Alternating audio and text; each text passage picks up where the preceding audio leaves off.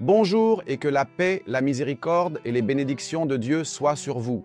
Nous reprenons aujourd'hui notre épisode avec notre Maître, notre Seigneur, le Messager de Dieu. Que la paix et les bénédictions de Dieu soient sur lui pour nous rapprocher de sa personne et comprendre comment il gérait les nouvelles situations, les défis et les problèmes. Quant aux défis, ce sont les obstacles qu'il rencontrait lors de l'appel à Dieu, le Tout-Puissant. Ces obstacles étaient présents depuis le début.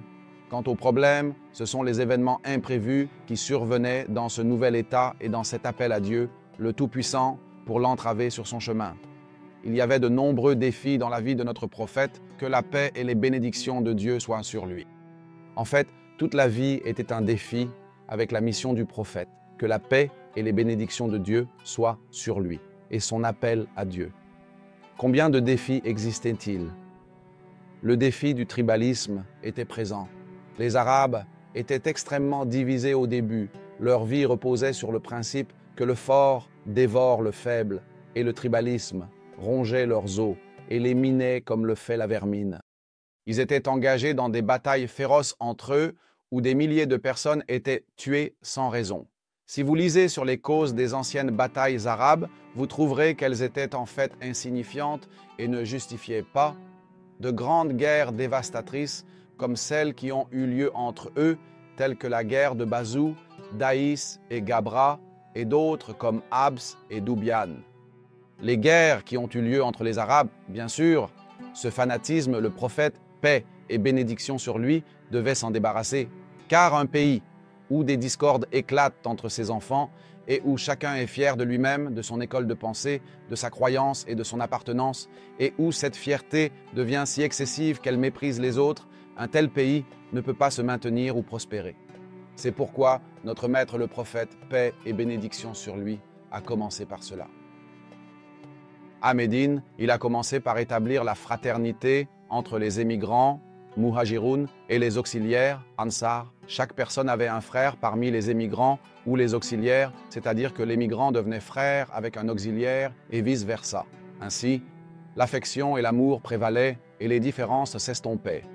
C'est-à-dire que vous trouvez que notre Maître le prophète, paix et bénédiction sur lui, était accompagné de Bilal l'Abyssinien, d'Abu Dhar al-Ghifari, d'Abu Huraira al-Dawsi, de Suhaib ibn Sinan le Romain, de Salman le Perse, d'Ali ibn Abi Talib al-Hashimi, d'Abu Bakr al-Siddiq al-Taymi et d'Omar ibn al-Khattab al-Adawi, et ainsi de toutes les tribus, voire de tous les pays, et tous leurs cœurs se sont unis et se sont liés.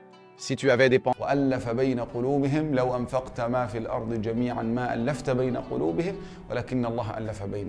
sur lui, a commencé par la fraternisation et les a unis au point qu'ils ont atteint un niveau élevé d'amour. Notre maître Saad ibn al-Rabi, un compagnon des Ansar, a été uni par le prophète, paix et bénédiction sur lui, avec notre maître Abd al-Rahman ibn Auf. Ainsi, notre maître Saad ibn al-Rabi a dit à notre maître Abd al-Rahman, « Ô Abd al-Rahman, voici ma fortune, je la partage avec toi. » Cela signifie qu'il a accumulé sa richesse pendant 40 ans ou à peu près, et en un instant, il s'en défait au profit de cet homme étranger venu de la Mecque qui est des Quraïsh, de la tribu des Banu Zuhra chez les Quraïsh, tandis que lui est de la même tribu des Khazraj. À Médine, et il renonce à la moitié de sa fortune en un instant. Cela signifie que si cela se produit, c'est grâce à la bénédiction de notre Maître le prophète, paix et salut sur lui d'abord, et à sa manière de les convaincre, la méthode de persuasion, le moyen de persuasion, la manière de prendre des décisions et la manière d'exécuter les décisions. Tout cela influence ses affaires et ses relations. Il lui a dit « Voici ma fortune. Je la partagerai équitablement entre toi et moi. J'ai 2 épouses. Regarde celle que tu préfères, je la divorcerai et tu pourras l'épouser. » Notre maître Abdurrahman ibn Auf a appliqué le noble hadith. Ce qui est pris par l'épée de la vie est illicite, et dans une autre version, c'est nul. Il lui a dit « Que Dieu bénisse ta fortune et ta famille, montre-moi le marché. » grâce à la bénédiction que notre maître Abdurrahman ibn Auf s'est abstenu de prendre la richesse de notre maître Saad ibn al-Rabi et l'a laissée pour lui, tu trouves que notre Seigneur a accordé à notre maître Abdurrahman ibn Auf de grandes ouvertures et une immense prospérité et l'a enrichi de sa grâce. Parmi les défis auxquels le prophète, paix et bénédiction sur lui, a été confronté, il y avait bien sûr le tribalisme. Cela a duré un certain temps et notre maître le prophète, paix et bénédiction sur lui, a essayé de la traiter à plusieurs reprises lorsqu'elle était sur le point d'éclater. Il disait « Laissez-la car elle est répugnante » et il disait « Allez-vous appeler à l'ignorance alors que je suis parmi vous ?» Il a prononcé ces mots lors d'une bataille qui a eu lieu entre un Ansari et un Muhajir. Les Ansars disaient « Au groupe des Muhajirin, au groupe des Ansars » et le Muhajir disait « Au groupe des Muhajirin ». Le prophète, paix et bénédiction sur lui, l'a entendu et les gens étaient sur le point de se battre. Il a dit « Allez-vous appeler à l'ignorance alors que je suis parmi vous, alors que je suis devant vous et vous invoquez cet appel ?» Les deux groupes ont eu honte et chacun est retourné chez lui. Les défis incluaient également le défi de la tendresse. Ou le défi de l'esclavage qui existait, c'était l'asservissement des humains par d'autres humains où chaque personne pouvait acheter avec son argent un esclave. 2, 10 ou 100. Bien sûr, les prix des esclaves étaient élevés à cette époque. C'est-à-dire que les esclaves n'étaient pas achetés à bas prix comme on pourrait le penser, mais à des prix élevés, comparables au prix des voitures de notre époque actuelle. Cependant, cela représentait un grand défi. Parce que demander aux gens de libérer tous les esclaves en même temps entraînerait une catastrophe sociale. C'est-à-dire que si les gens vous obéissent, lorsque vous demandez à une personne de libérer ses voitures et ses propriétés en un instant et de les abandonner, c'est quelque chose de difficile à accepter, surtout qu'ils viennent juste d'embrasser la foi. C'est pourquoi le prophète, paix et bénédiction sur lui, ne leur a pas ordonné de libérer immédiatement tous leurs esclaves, mais il leur a plutôt encouragé à affranchir les captifs et a fait de l'affranchissement une expiation pour certains péchés, comme par exemple l'expiation d'un serment. Il a fait de l'affranchissement des captifs une expiation et cela aurait également causé un grand problème social de libérer ces esclaves, car ils étaient des milliers et vivaient dans les maisons de leurs maîtres, mangeant et buvant chez eux. Si on les avait libérés en un instant, la société se serait retrouvée avec des milliers de sans-abri et de démunis qui n'avaient ni métier, ni profession, ni logement. Eux et leurs familles se retrouveraient tous, comme on dit, dans les rues, dans des camps. Cela aurait créé un problème social. C'est pourquoi le prophète, paix et bénédiction sur lui, l'a résolu à sa manière jusqu'à ce qu'il l'élimine complètement. Nous voyons maintenant qu'à notre époque, l'esclavage n'existe plus. Le commerce des êtres humains et l'asservissement des humains par d'autres humains n'existent plus. Si cela se produisait, c'était grâce aux orientations du prophète, paix et bénédiction sur lui. Oui, cela a pris du temps pour arriver à cette étape, mais l'allègement a suivi son cours progressivement jusqu'à ce que cette question soit résolue grâce aux orientations de notre maître le prophète, paix et bénédiction sur lui, et à sa manière de traiter et de résoudre le problème. Parmi les problèmes auxquels le prophète, paix et bénédiction sur lui, a été confronté dans sa vie, il y avait un problème très complexe. L'accusation portée contre notre maîtresse Aïcha de choses inappropriées et incorrectes. Bien sûr, notre maître le prophète, paix et bénédiction sur lui, voyageait avec Dame Aïcha lors d'un de ses voyages. Alors qu'il campait dans certains endroits, Dame Aïcha a perdu un collier et est descendue de sa monture pour le chercher et les gens se sont levés. Et ils sont partis, oubliant Dame Aïcha à son emplacement, jusqu'à ce qu'un des nobles compagnons la voie. Ce compagnon avait pour habitude de suivre la caravane pour chercher les objets perdus, c'est-à-dire que s'il trouvait quelque chose de perdu, il le prenait ou le rendait à ses propriétaires, etc. Il a donc trouvé Dame Aïcha endormie. Lorsqu'il l'a trouvée, il l'a prise avec lui sur son chameau et a conduit le chameau jusqu'à ce qu'il atteigne le prophète, paix et bénédiction sur lui. C'est là que les hypocrites ont trouvé leur opportunité et ont accusé Dame Aïcha de ce qui est inapproprié et indigne. Bien sûr, le prophète, paix et bénédiction sur lui, entendait ces propos concernant son épouse et de la part des personnes les plus proches de lui. Parmi ses compagnons, c'était un problème très grave. Le prophète, paix et bénédiction sur lui, a défendu sa femme à plusieurs reprises et a interdit à plusieurs reprises de parler de cette affaire, mais ils n'ont pas cessé parce que celui qui dirigeait toute cette affaire était l'hypocrite Abdullah ibn Ubay ibn Saloul, le chef de la bande dans cette affaire. Que fait notre prophète?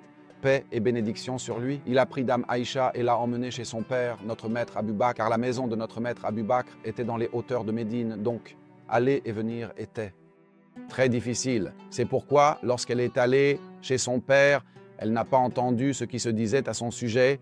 Elle est donc restée un mois entier chez son père sans savoir ce qui se disait, jusqu'à ce qu'une des femmes lui en parle. Elle a ressenti une certaine distance de la part du prophète, paix et bénédiction sur lui, car il ne lui avait pas dit et ne l'avait pas cru. Mais le prophète, paix et bénédiction sur lui, voulait ne pas la blesser et ne pas heurter ses sentiments. Alors il a dit, c'est-à-dire qu'il l'a emmenée chez son père jusqu'à ce que Dieu, le Tout-Puissant, révèle son innocence dans le Coran, dans la sourate An-Nur.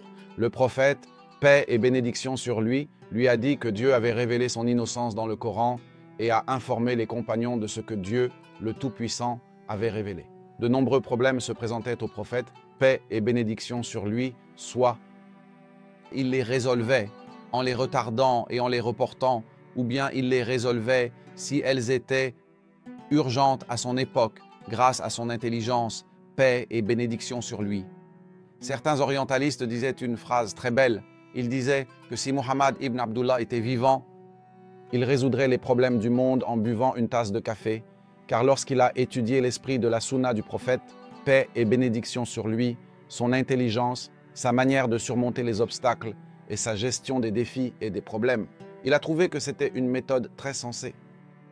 Parfois, elle est caractérisée par la précipitation, la situation l'exige et parfois par la prudence. Le prudent atteint une partie de son besoin, mais celui qui se précipite peut commettre des erreurs et certaines personnes peuvent manquer leur affaire par excès de prudence alors que la réussite aurait été au rendez-vous s'ils avaient agi plus rapidement. C'est pourquoi, face aux problèmes, ne paniquez pas et dites toujours « Non, mon Seigneur est avec moi, il me guidera, soyez toujours courageux. » Notre maître le prophète, paix et bénédiction sur lui dans la grotte. Notre maître Abu Bakr a dit « Ô messager de Dieu, si l'un d'eux regardait sous ses pieds, il nous verrait. » Il a répondu, « Ô Abu Bakr, que penses-tu de deux personnes dont Dieu est le trône ?» La tahzan, inna Allah ma'ana. Nous, lorsque notre maître Moïse était au bord de la mer et que les soldats de Pharaon étaient derrière lui, Qala ashabu Musa inna lamudrakoun.